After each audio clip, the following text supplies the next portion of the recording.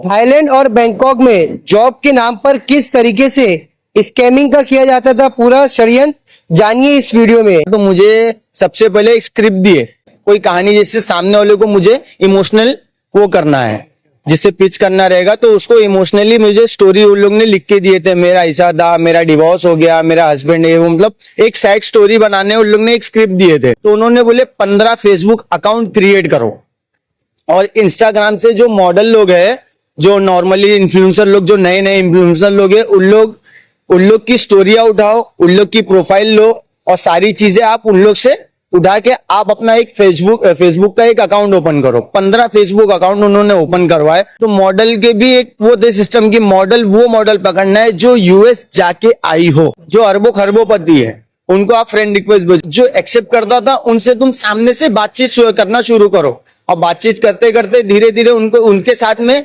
जैसे अगर वो ज्यादा एजेड है, तुम्हारी एज कम है, तो उनके साथ में बहन भाई का रिलेशन क्रिएट करो या गर्लफ्रेंड बॉयफ्रेंड का वो रिलेशन क्रिएट करो। हाँ, ट्रस्ट हो जाए तो आप जो चीज उनको कभी बोलो तो ये चीज ऐसा उनको फील हो कि नहीं ये तो अपना ही, मतलब एक अपनापन उनको दिखा दो सामने। हमारा मैनेजर था इथोपियन, मैंने इथोपियन से जाके बोला कि मुझे ये जॉब नहीं करना है क्योंकि ये इन शॉर्ट हमारे देश के साथ में ही गद्दारी हो रही है, तो हम अपने देश के साथ में कभी गद्दारी नहीं करेंगे। क्योंकि जो एजेंट यहाँ से भेजते हैं उनको इंडियन 3 लाख रुपया पर पर्सन दिया जाता है। जो भी मुझे यहाँ से भेजा था उनको पर पर्सन के पीछे 3 लाख रुपया कमीशन देती है कंपनी। तो मैंने आर्गुमेंट किया, मेरे साथ में 2 लोग ने और आर्गुमेंट किए, तो हम लोग तीनों जन को लेके आके एक डाक रूम में बिठा दिए। 2 दिन तक ना कुछ दिए खाने को ना पीने को, कुछ नहीं। कि भाई हम लोग ने मेल कर दिया इंडियन एम्बेसी को, इंडियन एम्बेसी ने हम लोग को रिपोर्ट बैक दिया। तो हमको लोकेशन भेजा गया कि रिवर साइड के इमिग्रेशन पे आप पहुंचिए, आप अपना नाम पता दे दीजिए, हमको पासपोर्ट की फोटो भेज दीजिए आपकी।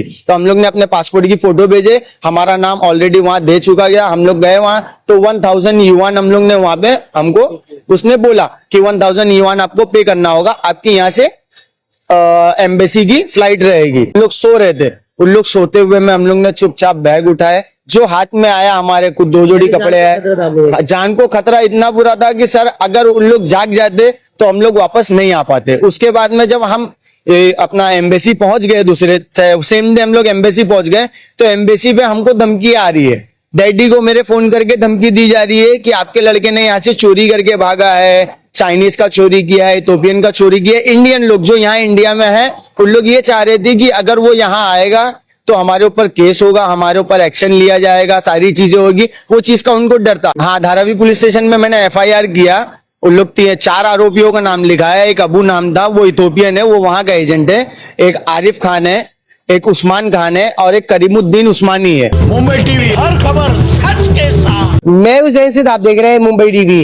इसके पहले हमने आपको एक खबर दिखाई थी कि थाईलैंड में जॉब के नाम पर बुलाकर किस तरीके से उन्हें म्यांमार ले जाया जाता है, वहां पर उन्हें बंधक बनाया जाता है।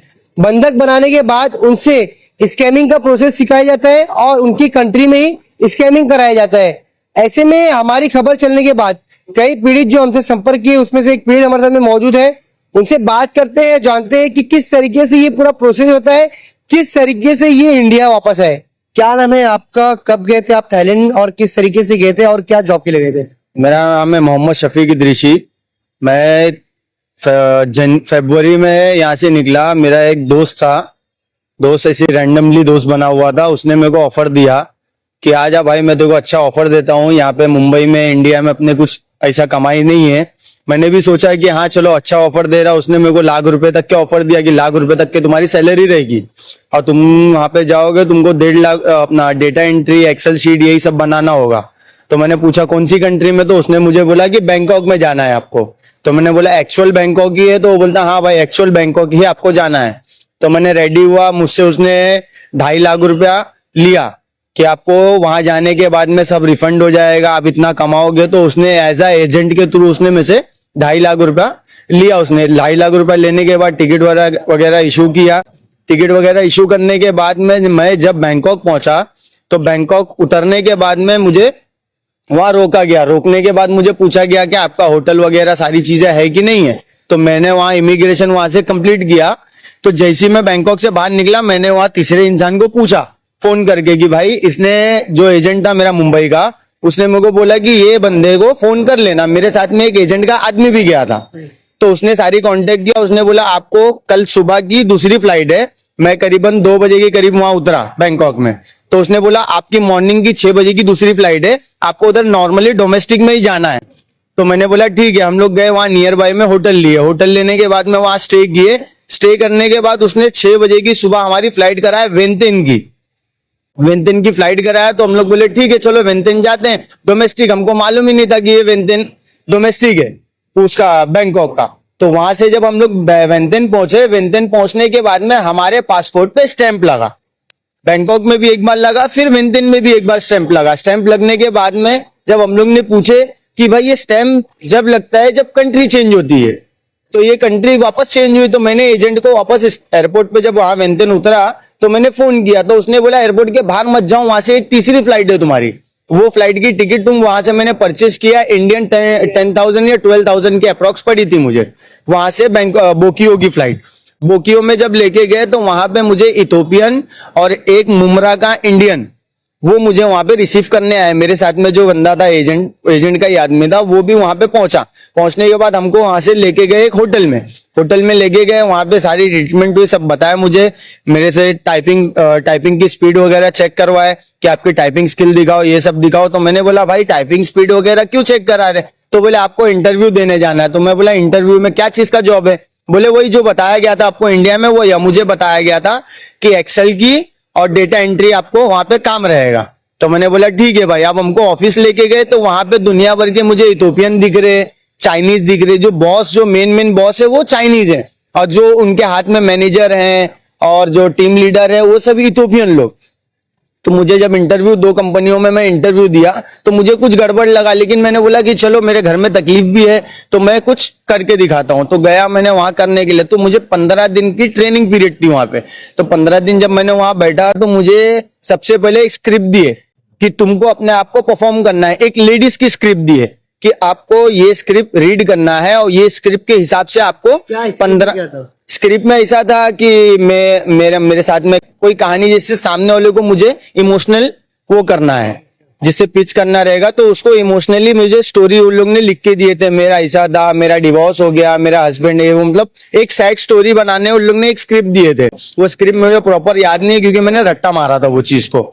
उसके बाद में उन्होंने बोले कि नेक्स्ट स्टेप, मैंने बोला ठीक है ये स्क्रिप्ट मुझे याद हो गई, अब दूसरा क्या है? तो उन्होंने बोले 15 फेसबुक अकाउंट क्रिएट करो और इंस्टाग्राम से जो मॉडल लोग हैं, जो नॉर्मली इन्फ्लुएंसर लोग, जो नए नए इन्फ्लुएंसर लोग हैं, उन लोग की स्टोरियां उठाओ, उन लोग की प्रोफाइल लो और सारी चीजें आप उन लोग से उठा के आप अपना एक फेसबुक का एक अकाउंट ओपन करो। 15 फेसबुक अकाउंट उन्होंने ओपन करवाए। ओपन करवाने के बाद उन लोग बोलते हैं कि डेली 4 पोस्ट करना है और 3 स्टोरी डालना है, उसके ऊपर स्टोरी अपलोड करना है कि मैं आज यहाँ गई वहां गई, मतलब सारी चीजें 4-5 मॉडल आपको लेना है। 4-5 मॉडल को आपको 15 फेसबुक ऑर्डर मतलब कैसे लेते हैं, कहाँ से क्या फोटो वगैरह क्या रहता है? मॉडल जैसे होती है इंस्टाग्राम पे जो नए नए अभी उभरते हुए इन्फ्लुएंसर है, और उभरते हुए जो इन्फ्लुएंसर है वो डेली की अपनी रूटीन शो करते हैं। आज मैंने ये कॉफी पिया, आज मैं यहाँ गई, आज मैं वहां गई। तो मॉडल के भी एक वो थे सिस्टम की, वो मॉडल पकड़ना है जो यूएस जाके आई हो,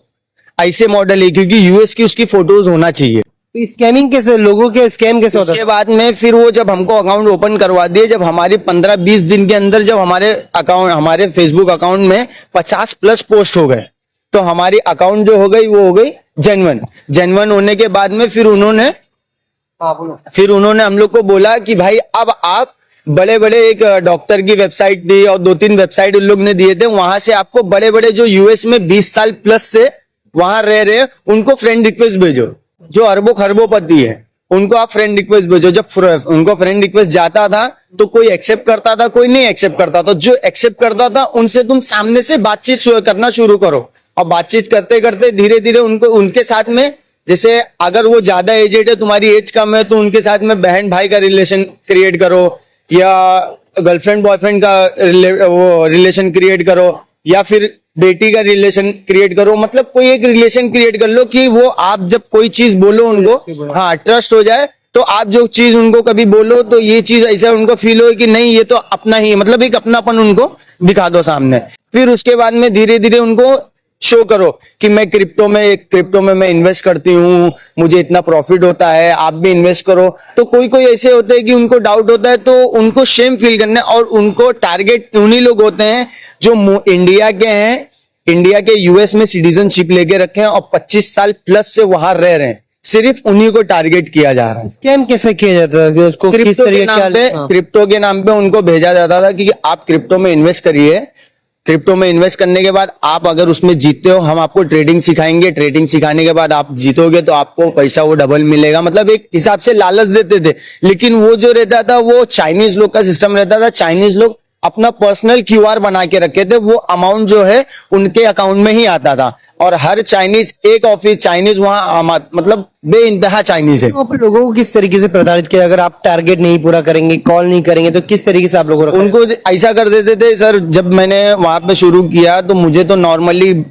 मेरे साथ में बिहेवियर नॉर्मली हो रहा था कि हाँ ठीक है, वहां आपको रूम देंगे, होटल कैंटीन रहेगी, होटल वगैरह नॉर्मली है, जो पाकिस्तानी लोग जो फंस चुके हैं, क्योंकि वहां पे पाकिस्तान की एम्बेसी नहीं है, ना पाकिस्तान की है और ना ही इथोपिया की एम्बेसी, सिर्फ और सिर्फ इंडियन एम्बेसी है वहां पे। इस वजह से मैं वहां से बच के निकल आया। जब मैंने सारी चीजें देखा तो मेरे हाथ में कुछ लोग ने आए, तो जब मेरा 50 डेज अप्रोक्स 45-50 डेज हुआ था, तो मैंने गया इथोपियन से, जो हमारा मैनेजर था इथोपियन, मैंने इथोपियन से जाके बोला कि मुझे ये जॉब नहीं करना है, क्योंकि ये इन शॉर्ट हमारे देश के साथ में ही गद्दारी हो रही है, तो हम अपने देश के साथ में कभी गद्दारी नहीं करेंगे। वहां पर लोगों को क्या मारा जाता है अगर आप टारगेट नहीं पूरा करेंगे? स्टोरी में मैं सारी चीजें बता रहा हूँ। जब मैंने ये चीज उनको बोला तो इन्होंने बोले कि मैंने आपके ऊपर इतना इन्वेस्ट किया है, ये किया है, आपको वो पेमेंट करना पड़ेगा उसके बाद में, क्योंकि जो एजेंट यहाँ से भेजते हैं उनको इंडियन 3 लाख रुपया पर पर्सन दिया जाता है। जो भी मुझे यहाँ से भेजा था उनको पर पर्सन के पीछे 3 लाख रुपया कमीशन देती है कंपनी। तो बोलते हैं कि मैंने कंपनी को कमीशन दिया है, कंपनी को कमीशन, तुम्हारे एजेंट को कमीशन दिया है, वो कमीशन मुझे जब मिलेगा तब मैं आपको यहाँ से रिलीज करूंगा। तो मैंने आर्गुमेंट किया, मेरे साथ में 2 लोग ने और आर्गुमेंट किए, तो हम लोग तीनों जन को लेके आके एक डार्क रूम में बिठा दिए। 2 दिन तक ना कुछ दिए खाने को, ना पीने को, कुछ नहीं। उसके बाद में जब देखे तो हमको लेके आके इन लोगों को मालूम पड़ेगा कि इन लोग अब काम नहीं करेंगे, और हमारे इनको चक्कर में हमारे 150, एक ऑफिस पे 150 लोग काम करते हैं, तो इनको देखे देखे 150 लोग की भी माइंड वॉश होंगे, तो इससे अच्छा इनको हटाओ यहाँ से। तो हम लोग को वहां से हटाया गया, एजेंट के हाथ में हमको दे दिया गया। अब एजेंट जो था वो इथोपियन था, इथोपियन ने हमको लेके गया एक रूम के अंदर, एक रूम में लेके गया, 2 साउथ इंडियन थे, 2 साउथ इंडियन के बीच में हम 2 लोग को वहां पे 3 लोग को वहां बिठा दिया, और तीसरा जो बंदा जो हमारे साथ में वहां से निकला था, वो जो हम मेरे को यहाँ से लेके गया था एजेंट का आदमी, वही हमारे साथ में वहां से निकला, और हमारी सारी डिटेल यहाँ एजेंट को दे रहा है। हम लोग वहां डिसाइड कर रहे हैं, हम लोग प्लान कर रहे हैं कि हम लोग मेल करेंगे इंडियन एम्बेसी को, इंडियन एम्बेसी से हेल्प आएगी। तो वो बंदा डायरेक्ट वो हमारे यहाँ के इंडियन के एजेंट को सारी डिटेल भेज रहा है। तो इन शॉर्ट हमको फंसाने का वहां पे षड्यंत्र रचा जा रहा था। और यहाँ पे जो साउथ इंडियन थे वो मतलब हट्टे खट्टे लंबे चौड़े काले काले से उन लोग हमारे मतलब निगरानी में बैठे हुए थे। तो 4 दिन 5 दिन कंटिन्यू मैंने ना सोया हूं ना खाया हूं, कुछ नहीं, कंटिन्यू मैंने जागा। मैं जागने के बाद में हम लोग ने प्लान किए कि भाई हम लोग ने मेल कर दिया इंडियन एम्बेसी को, इंडियन एम्बेसी ने हम लोग को रिपोर्ट बैक दिया, हमको लोकेशन भेजा कि आप यहाँ पे ये क्या नाम है, एक रिवर साइड वो है क्या बोलते, सॉरी इसको, इमिग्रेशन, एक रिवर साइड इमिग्रेशन है, वहां से 2 एग्जिट है, एक फ्लाइट के थ्रू एग्जिट है और एक रिवर साइड एग्जिट है। तो हमको लोकेशन भेजा गया कि रिवर साइड के इमिग्रेशन पे आप पहुंचिए, आप अपना नाम पता दे दीजिए, हमको पासपोर्ट की फोटो भेज दीजिए आपकी। तो हम लोग ने अपने पासपोर्ट की फोटो भेजे, हमारा नाम ऑलरेडी वहां दे चुका गया, हम लोग गए वहां, तो 1000 युआन हम लोग ने वहां पे हमको उसने बोला कि 1000 युआन आपको पे करना होगा, आपकी यहाँ से एम्बेसी की फ्लाइट रहेगी मॉर्निंग में। तो जिस दिन हम लोग गए उसके दूसरे दिन हम लोग को फ्लाइट दी, तो हम लोग ने वापस होटल पे आए। होटल पे आने के बाद में हम लोग ने बहुत प्लानिंग की, उन लोग सो रहे थे, उन लोग सोते हुए में हम लोग ने चुपचाप बैग उठाए, जो हाथ में आया हमारे कुछ 2 जोड़ी कपड़े आए। जान को खतरा इतना बुरा था कि सर अगर उन लोग जाग जाते तो हम लोग वापस नहीं आ पाते। उसके बाद में जब हम अपना एम्बेसी पहुंच गए, दूसरे सेम डे हम लोग एम्बेसी पहुंच गए, तो एम्बेसी पे हमको धमकी आ रही है, डैडी को मेरे फोन करके धमकी दी जा रही है कि आपके लड़के ने यहाँ से चोरी करके भागा है, चाइनीज का चोरी किया है, इथोपियन का चोरी किया है। इंडियन लोग जो यहाँ इंडिया में है उन लोग ये चाह रहे थे कि अगर वो यहाँ आएगा तो हमारे ऊपर केस होगा, हमारे ऊपर एक्शन लिया जाएगा, सारी चीजें होगी, वो चीज का उनको डर था। उसमें से एक बंदा है जो मर्चेंट नेवी ऑफिसर है, उसको अपनी नौकरी का बहुत डर था। तो मेरे डैडी ने बहुत गिड़गिड़ाया कि मेरे बच्चे लोग को बुला लो, मेरा बच्चा बहुत परेशान है, उसके बच्चे भी है, उसकी वाइफ भी है, कुछ भी हो गया, मरा गया या कुछ भी हादसा हो गया उसके साथ में, तो उसको जवाब कौन देगा। तो इन लोग सब लोग हाथ सीधा उठा लिए, बोलते हैं कि हमारी कोई जवाबदारी नहीं है, हम भेज दिए हैं, अब वो कैसा आ रहा है क्या आ रहा है, वो मरे जिए हमको उससे कुछ फर्क नहीं पड़ता है। इस मामले में इंडिया में कुछ एफआईआर करवाया था आपने धारावी पुलिस स्टेशन में? हाँ, धारावी पुलिस स्टेशन में मैंने एफआईआर किया। उन लोग 4 आरोपियों का नाम लिखा है। एक अबू नाम था, वो इथोपियन है, वो वहां का एजेंट है। एक आरिफ खान है, एक उस्मान खान है और एक करीमुद्दीन उस्मानी है। तो करीमुद्दीन उस्मानी 2 दिन लॉकअप में जाके अख्तर रोड में 2 दिन गया, वो 2 दिन के बाद बेल मिल गई। उस्मान जो है वो एबीए के लिए अप्लाई किया पहले सेशन कोर्ट पे, तो सेशन कोर्ट ने रिजेक्ट किया। हाई कोर्ट में उसने अप्लाई किया, तो हाई कोर्ट पे उसको बेल मतलब एक्सेप्ट हो गई उसको, तो उसको बेल मिल चुकी है। आरिफ का कोई पता नहीं है, आरिफ अभी तक गायब है। और आरिफ की मेरे पास रिकॉर्डिंग है, वहां मुमरा में मेरा एक फ्रेंड है, वो आरिफ के साथ में हमारा कॉमन फ्रेंड पड़ गया था, बाद में मुझे पता चला। तो उसने मेरे को फोन किया, मेरे को बोला, उसने भागा था, मेरे पास रिकॉर्डिंग है कि बोले मैं अगर अंदर जाऊंगा तो ऐसा खाली हाथ अंदर नहीं जाऊंगा, मतलब शफीक की विकेट खा के तब मैं अंदर जाऊंगा, ऐसा बेफजूल करके मैं गलती करके मैं अंदर नहीं जाऊंगा। तो अभी मेरा एक ही बोलना है कि आप लोग को कोई भी अगर ऐसा ऑफर दे कि आपको ₹1,00,000 सैलरी मिलेगी, ₹2,00,000 सैलरी मिलेगी, भाई मेरा बोलना है इंडिया में बहुत काम है, आप हमाली कर लो, कुछ भी कर लो, लेकिन इंडिया छोड़ के मत जाओ। तो साफ तौर पे आप सुन सकते हैं शफीक को कि किस तरीके से उन्हें सताया गया, किस तरीके से उन्होंने इस पूरे जाल से बाहर आए और उसके बाद में मुंबई आने के बाद धारावी में एक एफआईआर कराया। फिलहाल मुंबई टीवी तमाम व्यूवर्स से और सभी लोगों से यही अपील करता है, यदि अगर आपको कोई ज्यादा सैलरी का झांसा देता है उसके झांसे में मत आइए, क्योंकि वो आपके लिए एक षड्यंत्र और एक जाल रहता है जिसमें आपको फंसाया जाता है और उसके बाद में आपको ऐसी जगह भेजा जाएगा जहां पर आपको जो सूरज है वो नजर नहीं आएगा, जो चांद है वो सही से नजर नहीं आएगा, अंधेरे में रखा जाएगा, आपको सही से खाना पीना नहीं दिया जाएगा, आपको आपके फैमिली वाले से मिलने नहीं दिया जाएगा, किसी भी तरीके का बात नहीं करने दिया जाएगा।